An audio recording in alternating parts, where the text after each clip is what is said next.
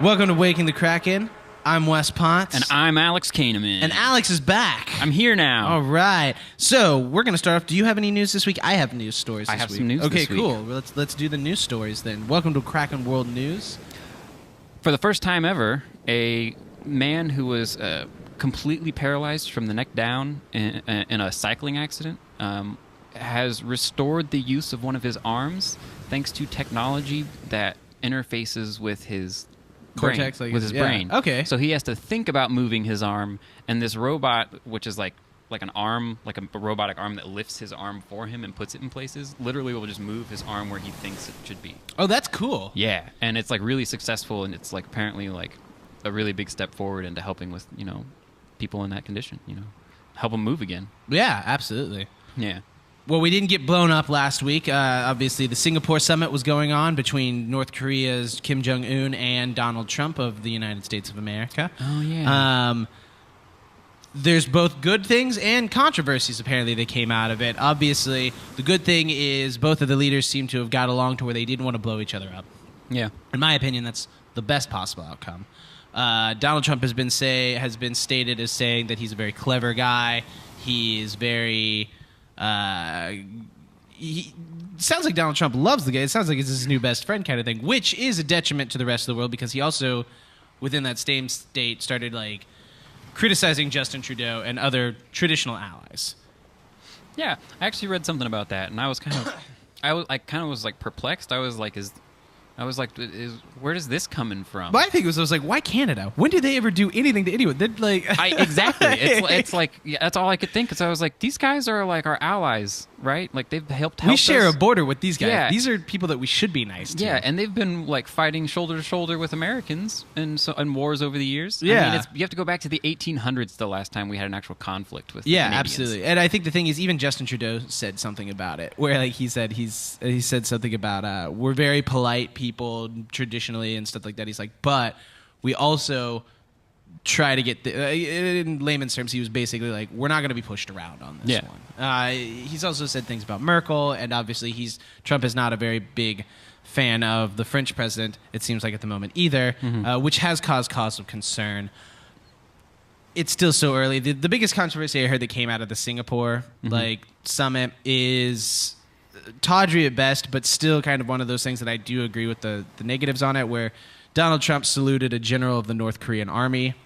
Up until the Reagan administration, the United States president didn't salute anyone, even his own troops and stuff like that. It wasn't until Ronald Reagan, and I think it was someone that stated that there are 3 countries that you do not salute people from, and it's Iran, Syria, and North Korea. And so there is that kind of thing for our allies abroad and stuff like that. It does look troublesome that we're getting really chummy with Russia and North Korea.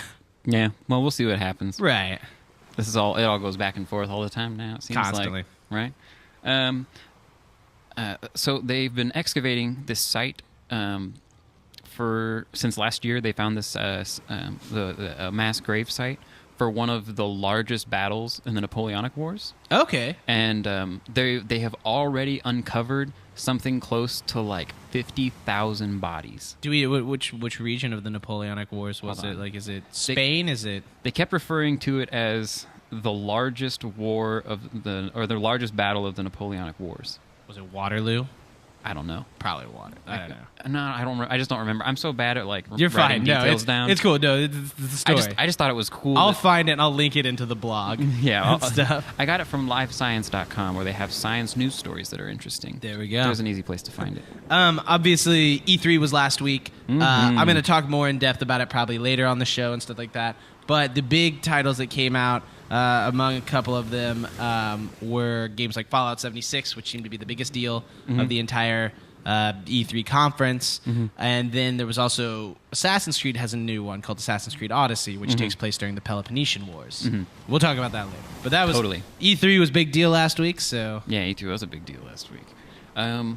For my last piece of news, there was a half marathon ran yesterday. Right. And basically, one of the runners was like less than 100 yards away from the finish line, and her legs completely gave out, and she couldn't walk. Oh, no. And so she was like struggling just to stand up, and these two guys just pick her up and carry her as far as they can until she says, no, I gotta do it myself. And they like carry her arm in arm to finish this half marathon. Oh, that's awesome. And I thought that was wonderful. That's lovely news. Yeah, like that's people being people, like not politics being politics to me. Right. You know? So I wanted to bring that one in. Speaking of not letting politics being politics, you know how much I normally don't like sports, but there is one time every 4 years that I do enjoy something. And that's the World Cup.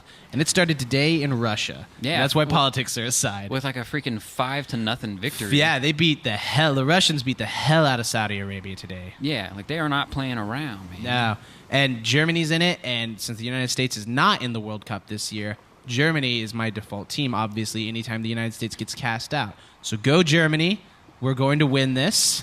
They're going to win it. We're going to win it. Although Brazil is the favorite Brazil's always the favorite. Yeah. But I think the thing is a lot of times like Spain sometimes does take a mark on all of that and everything. Yeah, that's true. Well, I mean, the World Cup, I will give it, it's always interesting to watch because while there are the kind of like standard teams, there's almost always a handful of underdogs that make it really fun to watch. Absolutely, yeah. And I'm really excited for this year's World Cup. It sounds amazing. Yeah, man. Like I don't really watch too many sports, but like I'll watch the Super Bowl, I'll watch the World Series, I'll watch I'll watch the World Cup, of course I'll watch the Olympics. You have to watch because the Olympics are less of a sport and more of a celebration of the limits of the human body. I always look at the Olympics as you remember like okay, so whenever like Super Nintendo came out and there were all those like old games from Atari or the original Nintendo and stuff, and they would just come in those packs of like 6 to 5 to 10 different like small games that you can get. That's all the Olympics is just a vignette of a bunch of little games that you watch as the Olympics. All right. It's a mixed bag of nuts of just like it's a noir film. Yeah, it's just great. You get like a collections book of children's stories called The Olympics. Yeah, and it's like curling is obviously clearly most people's favorite. Most people's favorite. Apparently, that's like a regular sport in Canada. Yeah, no, I want to play it so bad. Like, I can't tell you how many times the skating rink has been open that I'm just like, I just want to get a couple dudes and a couple brews and a couple like giant stones with metal handles, some stones and like and I just want to go to town. It'd be fun. I had my composition professor, the head of the composition department when I was in college. He actually was on the curling team when he was in college. Oh, really? Yeah, which I didn't know. It blew my mind, and he would always refer to it as chess on ice, which is like the nerdiest thing you can say about it. I love weird little sports like that because I love pretending like I'm into weird little sports. So like when people will talk about what they did in high school or how shitty their high school was, I was like, well, I was on the polo team. Yeah. And they're like, what? And I was like, you guys didn't have polo? And they're like, no. And I think a lot of times people take me serious. Dude, okay, you know what makes me mad or drives me crazy is whenever people that live like just outside of the district I grew up in school-wise, yeah, their schools had like skeet shooting and like wait, which school had skeet shooting? There's pretty much all of the like peripheral towns to where we live all have like rural activities added on to their extracurricular, and they get rid of some of the like FBLA clubs and stuff like that. Well, that definitely totally changes my opinion on that because I thought all they had was like drive your tractor to school day. Nah, man, they actually have skeet shooting teams, and they travel across the country and go to tournaments, and that sounds awesome. It does sound awesome. That'd be amazing. Like, plus just to like be able to go with your friends and shoot skeet on a daily basis. Yeah. Like it's pretty much the most fun way a gun can be incorporated into something. Sure, yeah. At least in my mind. Laser tag's pretty fun. Laser tag is very fun. But my friends don't explode into a million pieces when I hit them. That's probably for the best. I mean, I prefer it that way. So I was gonna see. Is there anything new in the world of music with you? I haven't seen you in 2 weeks. I obviously was on a boat with Ben, which is great, but we're too much alike. So yeah, and you had to recover from the chicken nuggets. I heard that chicken nugget challenge. Yeah, check out the blog for that video. I can't wait to get that episode up. It's pretty much going to be up by the time you guys are hearing this, but I haven't put it up yet, so I can't wait to get it up. it's a hoot. I still have a little bit as of right now time, not your time that you're listening to in the future. I'm still working on the video, but I'm really excited to have it done. I'm excited, and I've only seen a couple seconds of it.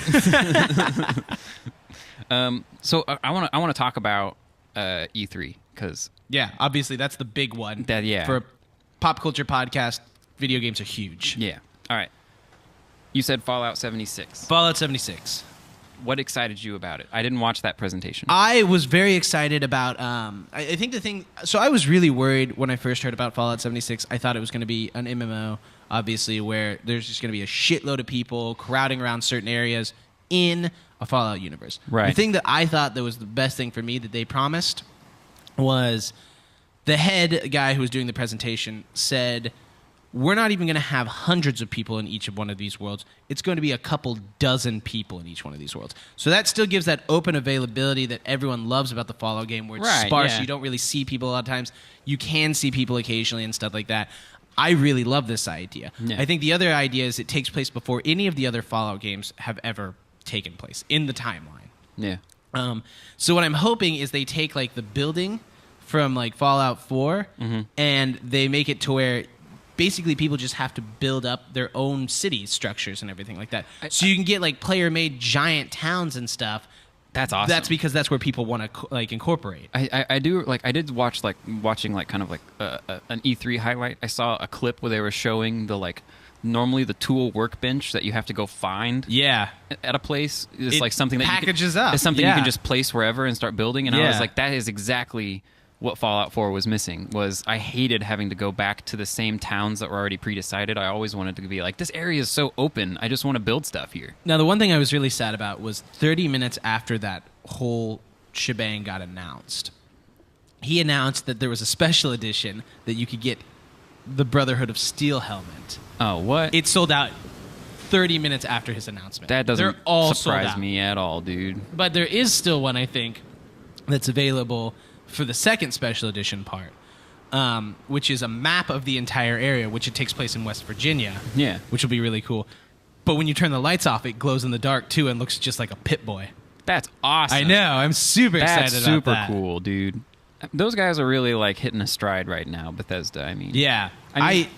After that conference, I wound up buying Elder Scrolls Online. I might as well play it. Yeah. I think right now on Steam, it's $10 without the Somerset like expansion. So I was like, $10. I don't have to pay a monthly fee. I might as well see if I like it. I've never played an MMO, so yeah. Well, I mean, what you said about Fallout 76 being worried about it becoming this like unwieldy amount of people, you know, right? That was always like my first off-put when it came to MMOs. Yeah. Is they were like, yeah, it's freaking amazing, dude. It's you and like 3,000 people in the same world at the same time. And they're all in the same places. Like they're all like they're hanging out in crowded around places. Yeah, like, or they're hanging out in the areas where they can kill people and they just wait for someone who's too weak and then they kill them, get experience, take their shit, piss them off. Yeah. Which like I understand. That was the other thing that I really liked about the 76 thing is he said like dying in the game, you don't lose anything. Like you don't lose any experience or anything like that. Like you're not gonna lose all your shit or anything. Yeah,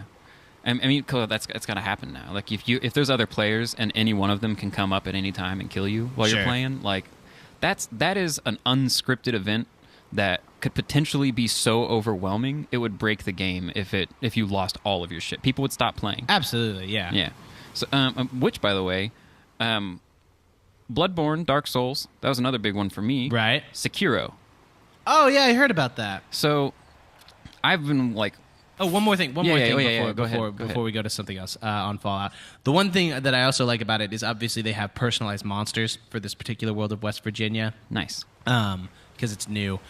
But they've actually based a lot of these monsters in the folklore of the actual like West Virginia mountain range, like in like the Appalachian Mountains. So these like monsters that you fight and you can kill with your friends and take pictures and put them on your walls and everything like that.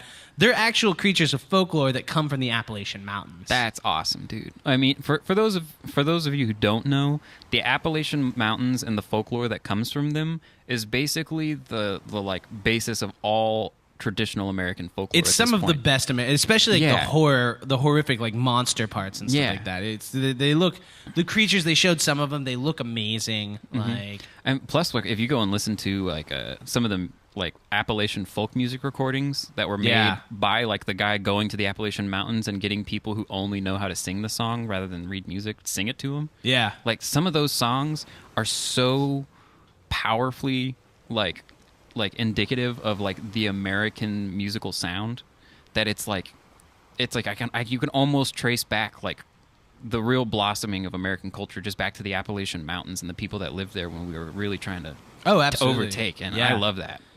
But you had one that you were talking about. Yeah, so Sekiro. So the trailer came out for that for a while, like a teaser trailer. Like I didn't see that one actually. Yeah.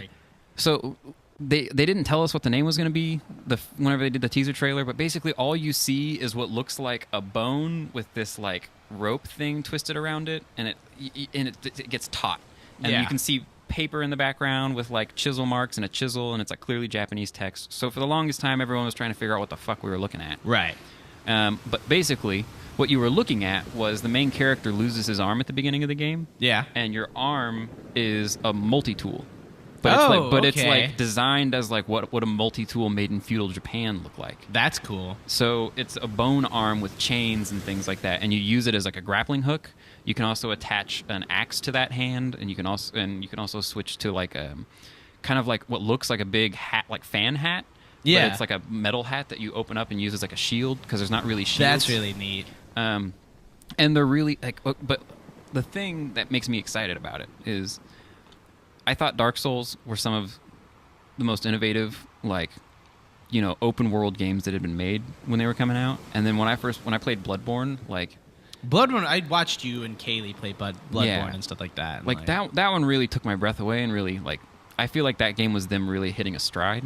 Yeah. And like if you look at the like kind of order of their games, you know, you've kind of got Dark Souls, which establishes this kind of very strategic. You have to look at your enemies. You have to see what they're going to do to know how to dodge, and not necessarily just when to dodge. Right. And like so, it's all about like planning and learning and being like, memorizing your enemy and like actual fighting. Absolutely. But they had sword and shield. And then you go to Bloodborne. Instead of shields, you have a pistol. And you regain health if you hit somebody quickly after they hit you. Yeah. So now it rewards you for being very aggressive and fast. And you have this quick dash, and you're constantly moving around, and it's really fast and fun. And it looks like Sekiro now, because it's feudal Japan, they're going strictly to sword parrying mechanics only. Nice. So like you're not going to be carrying shields around, and I'm pretty sure the only reason you have the shield thing on your arm is to like some attacks are unblockable with a sword. Sure, there's going to be a boss that's going to be a little bit big that you're going to have to block, like something like that. Yeah. Not like just typical combat. Typical combat, you could probably just get away with a sword, but yeah, but I mean like when you watch them play, like watch the gameplay that they released, like I mean like the fights are intense.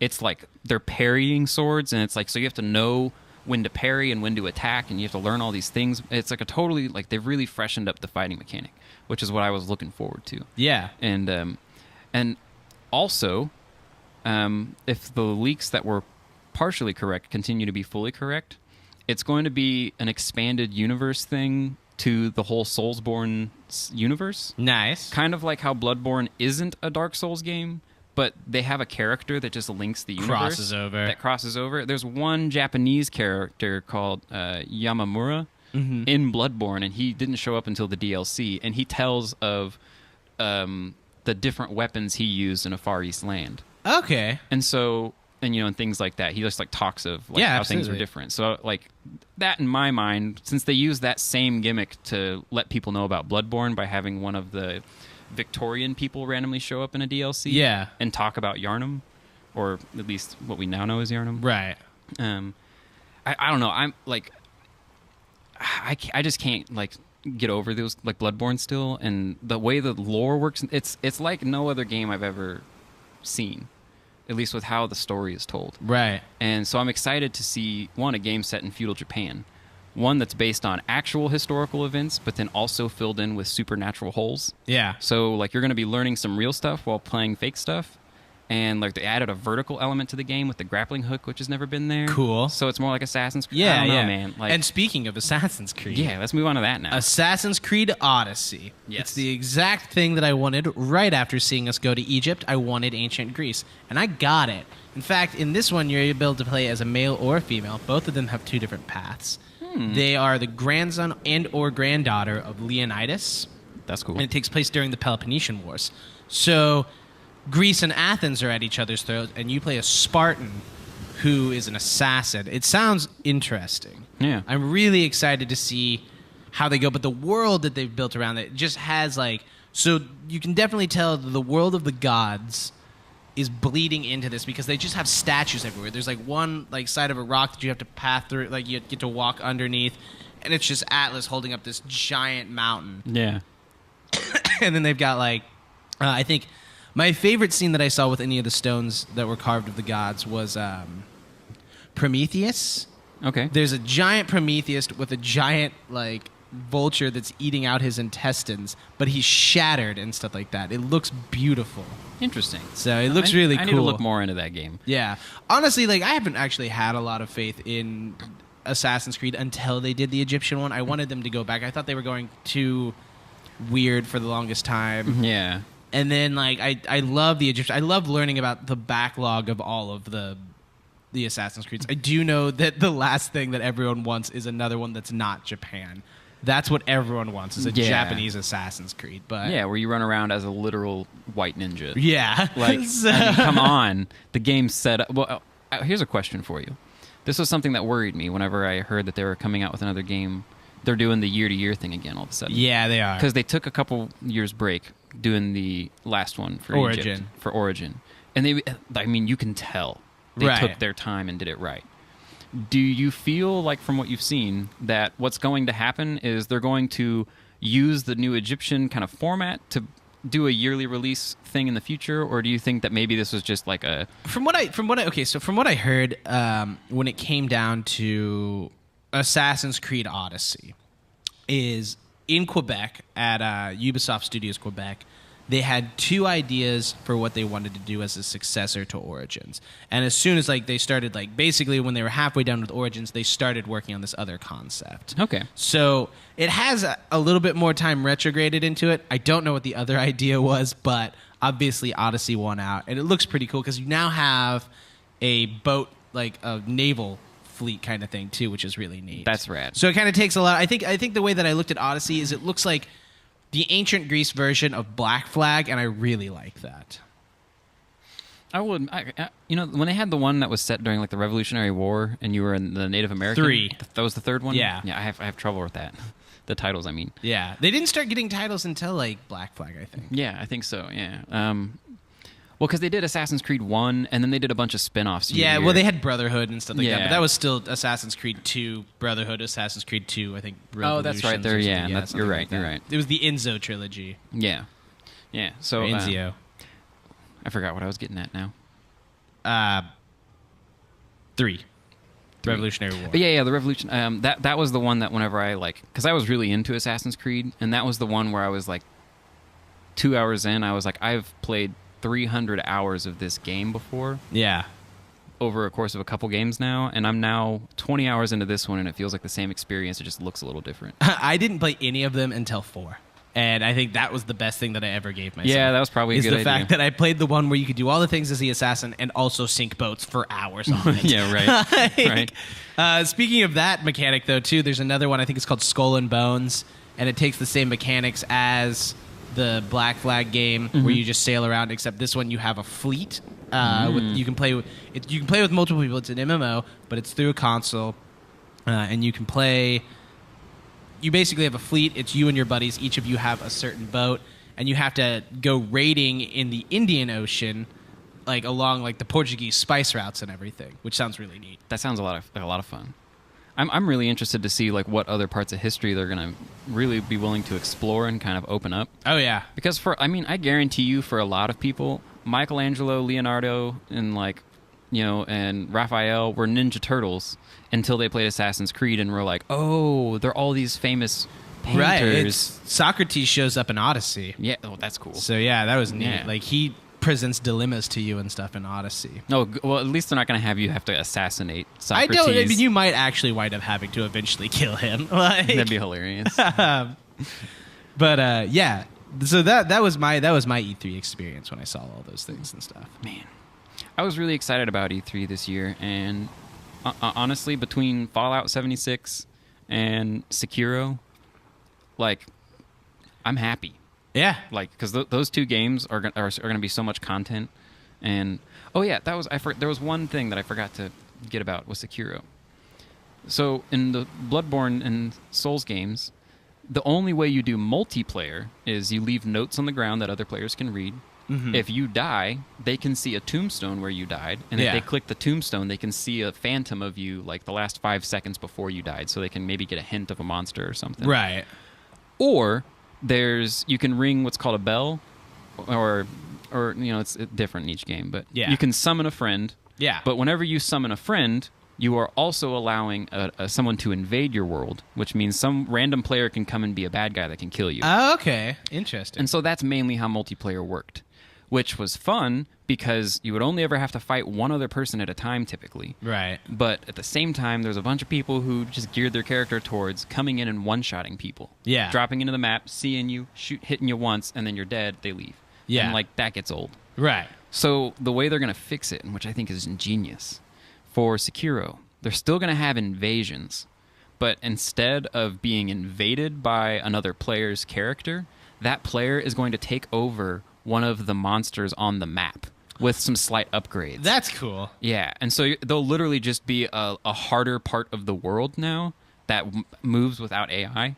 So it'll feel like a natural part of the story coming to attack you, and feel less like, oh, this is just some dude who's going to fuck me up. Right. You know? That's neat. That's a neat idea. Yeah, plus, I mean, like, asymmetrical gameplay has been explored a little bit. Right. And it really needs to be, like, expounded upon. Like, the more often that you can have, like the game Evolve, where it was the one monster versus 4 people. Yeah. And you would just trade off who was the monster every round and stuff. Like, that kind of stuff is so fun to me. And, like, that makes a game way more replayable. I was talking to Ben last night, and he was telling me about how him and his roommate Colin used to play XCOM a lot. But what they would do is they would have these moments of, like, brotherly bonding, and they would build their characters in XCOM that looked just like them.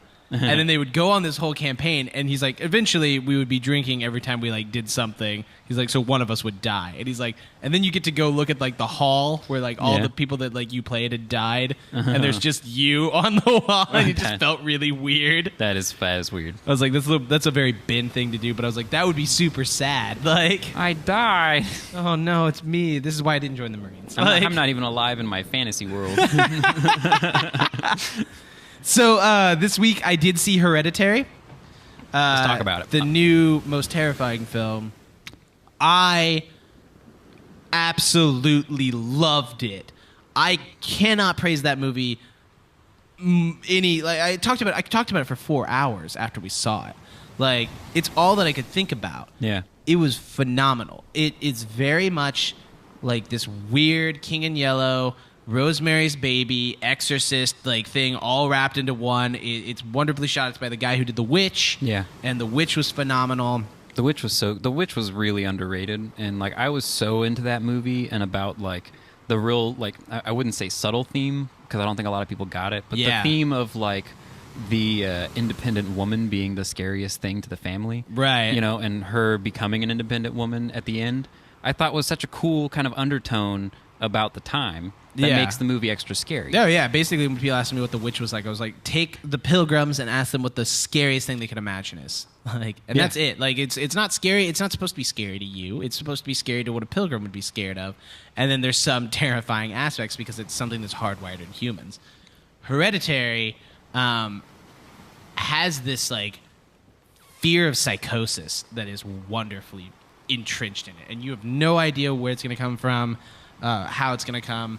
It's wonderful. Like, you start learning about this, like, deep-seated problems in this family, like, more and more and more. Yeah. It is so good. I think everyone that was in that theater, because I went with Chloe and my sister and her husband, and they were just like, whoa, what's that? What I just watched? And I just sat there, I was like, I love this. And, like, I was just so excited about it at the end of it.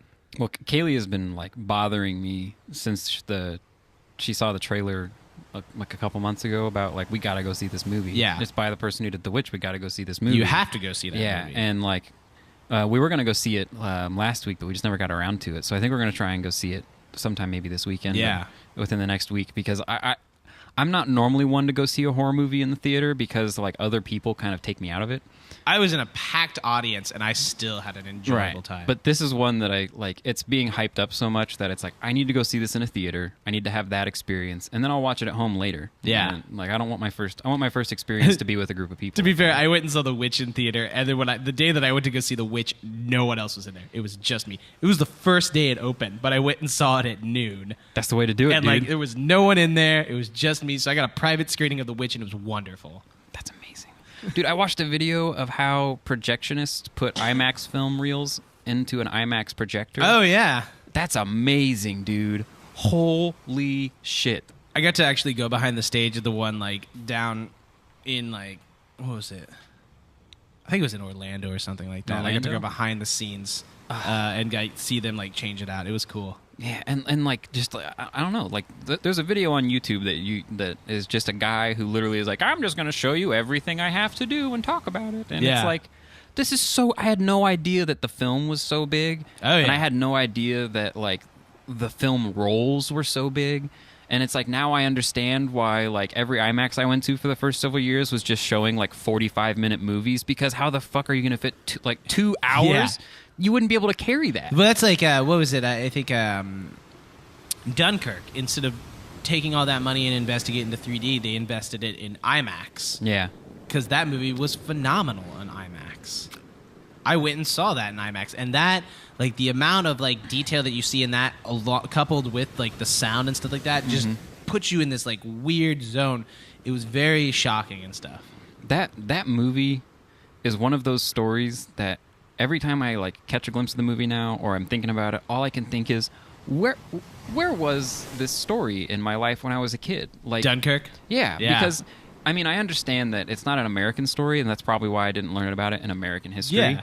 But like it's probably one of the like most powerful war stories.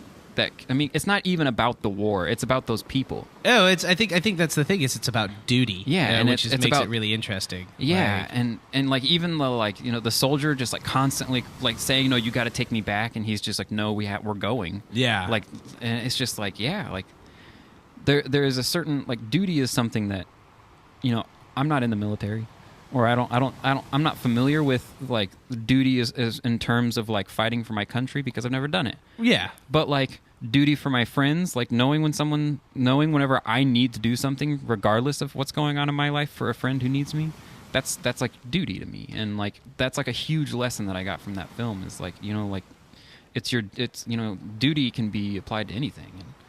And it's a lesson that's just not really like gone over without heroicizing fighting. Oh yeah, no, I mean I think that was I told my mom after I saw it, I was like there's clearly a difference between British perspective movies of the war and the American perspective, where the Americans go in and they rush in and they shoot everyone and they win the day. Like it's a very white hat cowboy mentality, where from a British perspective, they'd been fighting that war for forever. In fact, they'd had like bombs dropped on their country and stuff like that. So the idea of duty, like we sent soldiers over to try to stop this. Now they're in a pinch, and the only thing that we can do as people that live in fishing villages is cross the channel and pick up our soldiers and get them back here, because eventually they might come over here. Mm-hmm. So yeah, it's a great movie, man. It was really good. But Heredity, 2 thumbs up. Definitely go see it. I will be watching that movie a couple more times. I might even go see it again in the theater. I never see horror films second time in the theater, but I might see it again in the theater. I've heard it's good. It's so good. And I trust your opinion when it comes to movies a lot more than most people's. Anything new in music that you've heard recently or anything like that? Let me think. Oh, I mean, I've been listening to this band, King Gizzard and the Lizard Wizard. Oh, yeah, King Gizzard and the Lizard Wizard. They're freaking awesome. They have 13 albums, and they've only been around since 2008. So since 2010. So they've been putting out albums for 8 years, and they've already got 13. Did you see that Nardvark got them the other day? Nardvark? Have you ever heard of Nardvark? Uh-uh. He's this guy. I think he's from Canada. But like he'll go up to just random like celebrities or bands and stuff like that. And this guy has done so much research about them that he'll just like he presents them with gifts. Mm-hmm. Like he'll be like, "Hey, I've got you some gifts and stuff like that. Can I interview?" And so how they get interviewed is he interviews them and then gives them a gift and explains why he got them that particular gift. Like for Tyler, the Creator, one of the gifts that he got him was bacon flavored soap. And it's because like Tyler had written about how much he loves bacon and stuff like that and blah blah blah, and so he got him bacon flavored soap and it was like the coolest thing in the world to him and stuff. But that's what this guy does, Nardvar. That's cool. He's been doing it since he was on the radio. But he did King Gizzard and Lizard Wizard the other day. That's amazing. That band is so interesting. They have 2 drummers. I mean, if you consider the basic guitar like I do, they have 4 guitar players. Yeah. And then they have a keyboardist harmonica player. Radical. And they play psychedelic music, man. And microtonal guitars. What the...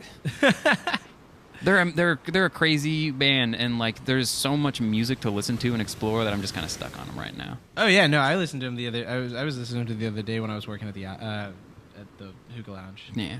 Have you seen anything about Agret Zuko?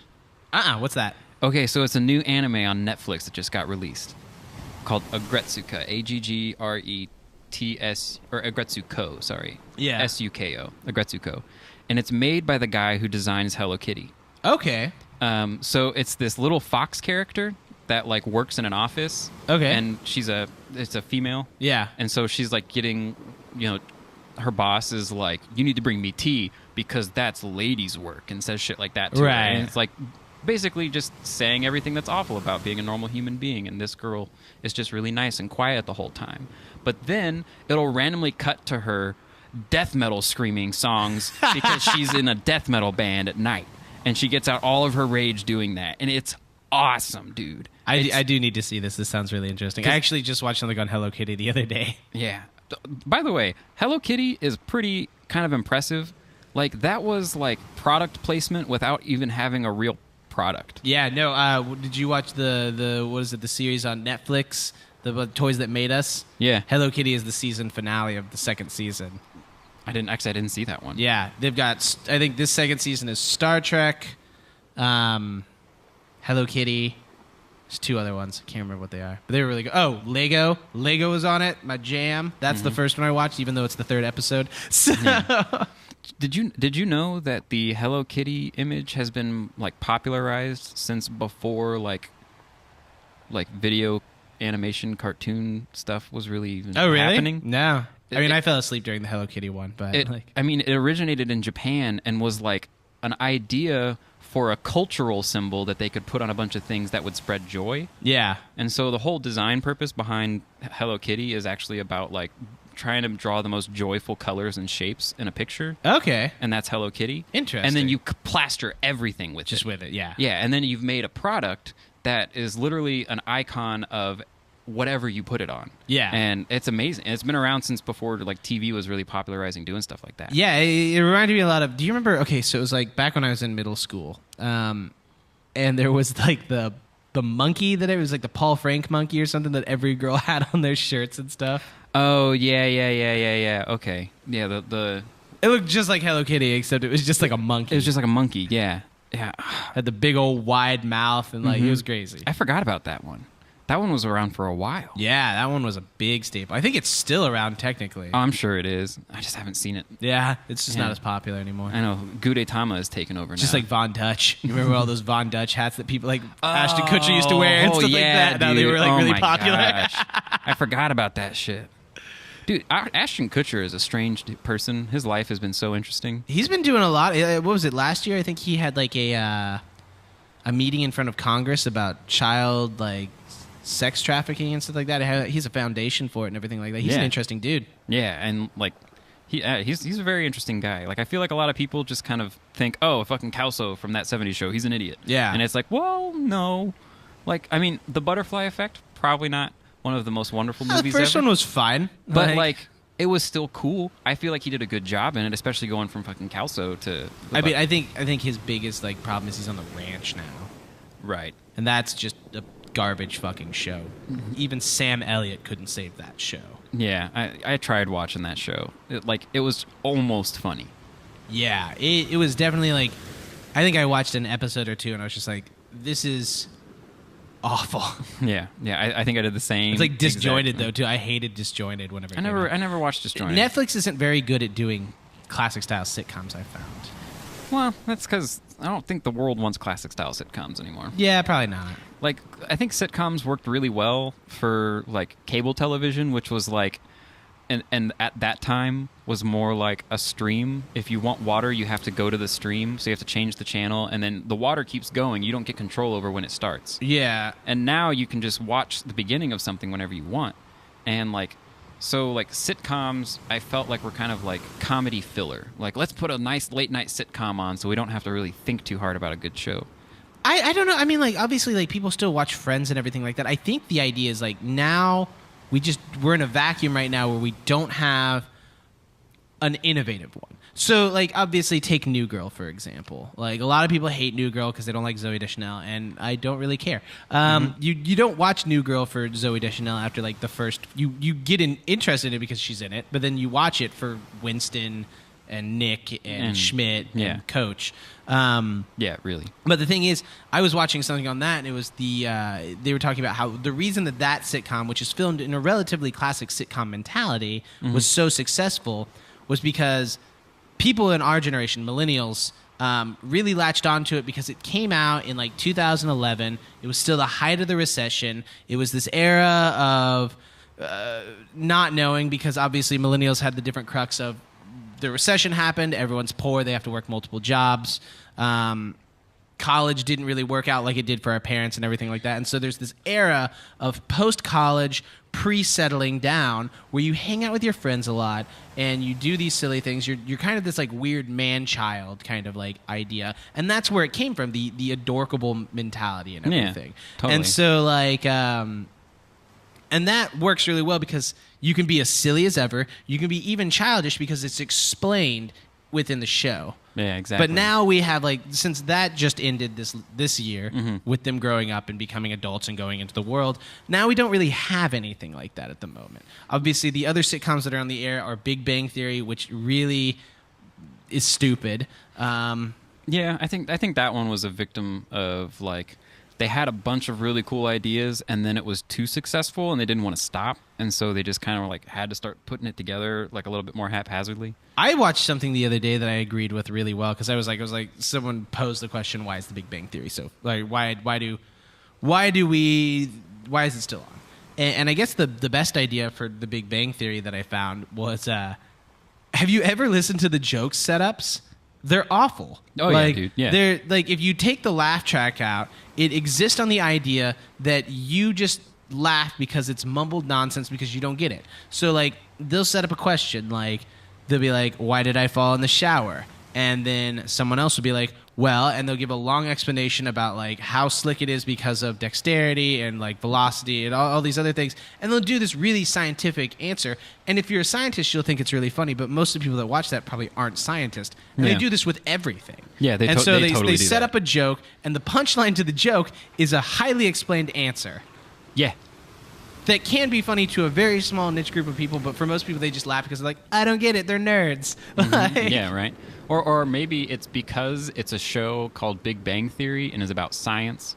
People who are afraid to admit that they don't understand just laugh along. Yeah. Because that's how our society works. It's how people make us feel. So, like, what if that's the only reason is because nobody wants to admit they don't get it? They're stupid. yeah. Like what if that's the only reason that show keeps going? I don't know. I think like that's another one. There's a couple like sitcoms, but yeah, most sitcoms like either are dictated for people that are a small family that's starting up. Like you've got like The Middle, you've got a lot of other ones that are like family dramas, or they're nerds. Or alleged nerds, such as Big Bang Theory right now. There's not really a niche that's something that we don't see a lot of. Yeah. Did you know that, now I can't think of his name, the guy who was Malcolm in the Middle? Frankie Muniz? Frankie Muniz. Yeah, he became like a race car driver after that and got in a really bad accident and had such severe brain damage he doesn't remember ever acting in that show. Huh. He has no recollection of anything that happened then. I had no idea about that. Yeah, so like apparently... I had no idea that Frankie Muniz was a race car driver. Where was I during this? That would have made me want to watch racing. Well, I should say he wasn't a professional race car driver. He was a famous person who was into going fast. I see. And he tried to do it the legal way by just getting fast cars and closed tracks and stuff. Okay, not as cool. Not yeah. Like you wouldn't have been able to watch Frankie Muniz in race NASCAR. Yeah, with Jeff Gordon. That would have been the greatest PR move ever. Frankie Muniz goes from being the awkward kid in middle school and Malcolm in the Middle to NASCAR sensation. Yeah, right. Frankie Muniz. Frankie Muniz. Can you imagine people be like, Muniz, I love you, Muniz. God, there would be, dude. Woo! Spy Kids was my favorite movie. Damn. You remember that movie? Spy Kids? He wasn't in Spy Kids. He was in the first one, wasn't he? No, he wasn't. I thought he was. No, he was in there was another film that he had called Big Fat Liar. That's what he was in. I thought he was in a film where he was like a... Oh, Agent Cody Banks. That's right. That was Agent it. Cody Yeah. Banks. That's right. Whatever. Spy Kids, it's the same vein. They were basically the same movie. Yeah. Well, I guess we should probably... We got a super fight. We got to do super fight. And I didn't have anyone that commented on anything. Do you know anyone's piece and stuff like that? Personally, I'm going to go with the evil doll because we already settled this on the last episode that we talked about this. Yeah, I think so too. I think, especially seeing things like Hereditary and reading The Demonologist recently and reading about Ed and Lorraine Warren and Annabelle, the evil doll is going to kick dicks in. Evil doll wins, dude. All right. I don't care how good Mike Tyson is. If you bite that doll's ear off, it's just you're still going to get rabies. You're still just going to get rabies, yeah. All right. All right, so evil doll, that is rabid, is going up against...